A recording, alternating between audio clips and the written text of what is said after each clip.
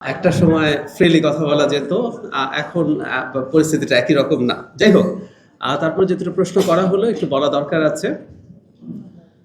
নারীকে যেভাবে উপস্থাপন করে, নারী বাদ দিয়ে আমি পুরুষের কথাই বলি। মানে আমি যেহেতু অ্যাক্টিভিস্ট হিসেবে লম্বা সময় কাজ করেছি, আমি নিজেও ফেস করেছি যে আমাকে নিয়েও কি বলা হয়।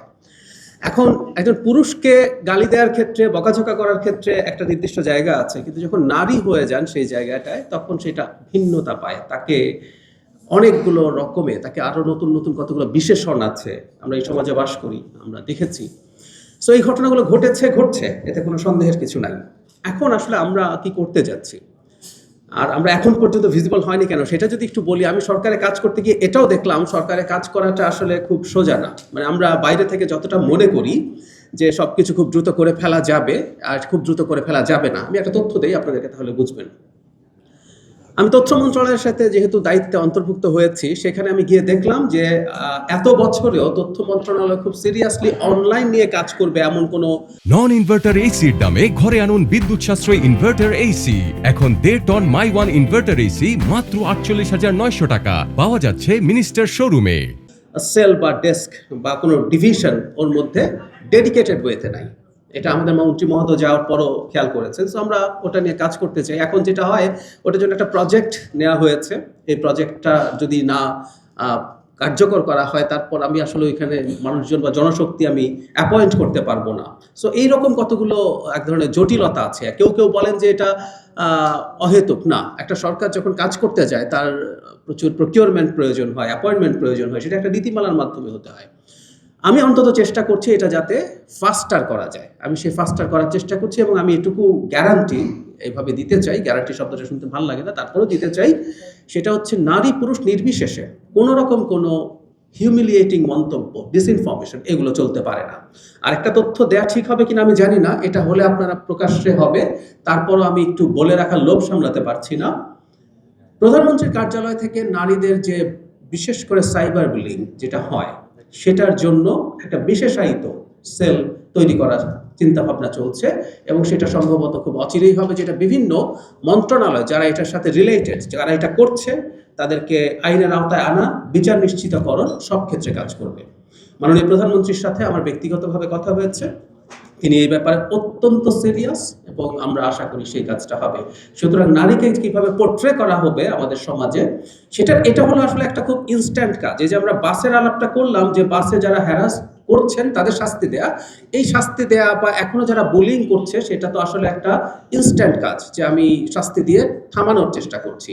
এটা আসলে দীর্ঘমেয়াদী কাজ হয় না। নারীর প্রতি যদি আমাদের শ্রদ্ধাবোধ বা মর্যাদাবোধ তৈরি না হয়, টু সাম এক্সটেন্ট এগুলো আসলে কোনো না কোনো ফর্মে চলতেই পারে। সো আমাদের সরকারের জায়গা থেকে আমরা আসলে অন্তত যে দুটো মন্ত্রণালয়ের সাথে আমি জড়িত আছি, সে দুটো মন্ত্রণালয়, আবার একই সাথে আমি মাননীয় প্রধানমন্ত্রীর পলিসি এবং স্ট্র্যাটেজিতেও কাজ করছি, অন্তত দুটো মন্ত্রণালয়, তথ্য এবং সংস্কৃতি, সেগুলোর মাধ্যমে নারীকে পজিটিভলি পোর্ট্রে করা এবং নারীর সাথে পুরুষের যে সম্পর্কটা কেমন হওয়া উচিত সেটা নিয়ে কাজ করার সুযোগ আছে। সেটা আমরা কাজ করব। এটা হলো প্রথম প্রশ্নের জবাব। আমি দ্রুত শেষ করতে চাই। দ্বিতীয় প্রশ্নের জবাব হচ্ছে, অন্তর্ভুক্তিমূলক বলা হয়েছে এবং সেটার পরিমাপযোগ্য কোনো কিছু নেই কেন এখনো। আমাদের একটা জিনিস মনে রাখতে হবে, আমি পড়ছিলাম আপনাদের যে প্রস্তাবনাগুলো আছে, খুব স্বাভাবিকভাবে আপনারা যে যে সেক্টর নিয়ে কাজ করেন, সেখানে সর্বোচ্চ ভালো আমাদের পার্সপেক্টিভে যতটুকু হওয়া উচিত বলে মনে করেন আপনারা সেটা করছেন, সেটা স্বাভাবিক। কিন্তু একটা সরকার যখন অনেকগুলো ইস্যু নিয়ে কাজ করে, আমি একটা ছোট উদাহরণ দিই। এর মধ্যে দেখবেন সামাজিক মাধ্যমে প্রশ্ন উঠছে, কেউ কেউ প্রশ্ন করার চেষ্টা করছেন যে জ্বালানিতে তো প্রচুর ভর্তুকি দেওয়া হচ্ছে। এখন যেহেতু এত ভর্তুকি দেওয়া হচ্ছে বা কতটা দেওয়া হবে, তাতে কি ভবিষ্যতে আমাদের কিছু সোশ্যাল সেফটি নেটের প্রোগ্রাম আছে, যেমন ফ্যামিলি কার্ডের কথা আছে, ফার্মার্স কার্ড আছে, বা অন্যান্য ক্ষেত্রে আমরা করব, সেটা কমে যাবে কিনা? তার মানে যেটা বলতে চাইছি, একটা গরিব দেশ, গরিব সরকার, তার সামর্থ্যের সীমাবদ্ধতা আছে, এটা একটা সমস্যা। দ্বিতীয় সমস্যাটা হচ্ছে, সমাজ সব ক্ষেত্রে সবসময় সমানভাবে প্রস্তুত থাকে না। আমি অমর্ত্য সেন, আমি খুব পছন্দ করি এই মানুষটাকে। অমর্ত্য সেনের একটা কথা আমি একটু যোগ করতে চাই। তিনি বাংলাদেশে এসেছিলেন যখন, তখন তার একটা প্রোগ্রামে গিয়েছিলাম। তিনি বলেছিলেন, সমাজের পরিবর্তন আসলে কামারের হাতুড়ির আঘাত না। আমি ওনাকে কোট করছি। সমাজের পরিবর্তন হচ্ছে ক্রাফটসম্যানের একটা ছোট হাতুড়ির ক্রমাগত আঘাত করতে থাকা। মানে একটা সমাজে নারী ইস্যুটা, জেন্ডার ইস্যুটা একটা সামাজিক বাস্তবতারও ব্যাপার আছে। এটা নিয়ে যখন আমরা কাজ করতে যাব সেটা মাথায় রেখেই ক্রমাগত কাজ করে যেতে হবে, এটা নিয়ে আমার কোনো দ্বিমতের জায়গা নেই। কিন্তু খুব রেভলিউশনারি কোনো কিছু যদি করতে যাই, পৃথিবীতে যথেষ্ট উদাহরণ আছে যে সেটার পাল্টা প্রতিক্রিয়ায় সমাজ আরো বেশি প্রতিক্রিয়াশীল হয়ে উঠেছে, এরকম উদাহরণ আছে।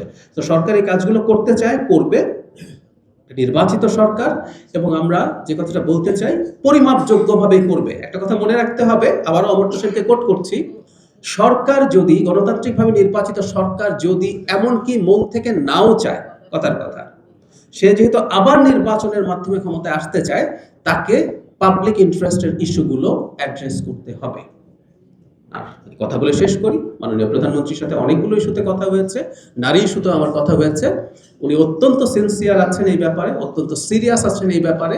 আপনারা জানেন তার নিজেরও একটা কন্যা সন্তানই আছে, তার সন্তান একজনই এবং সেটা কন্যা, এবং ওই পরিবারের সন্তানরাই কন্যা, অন্য তার ভাইয়ের সন্তানরাও কন্যা। সুতরাং এই ব্যাপারগুলো তার যথেষ্ট বোঝাবুঝি আছে।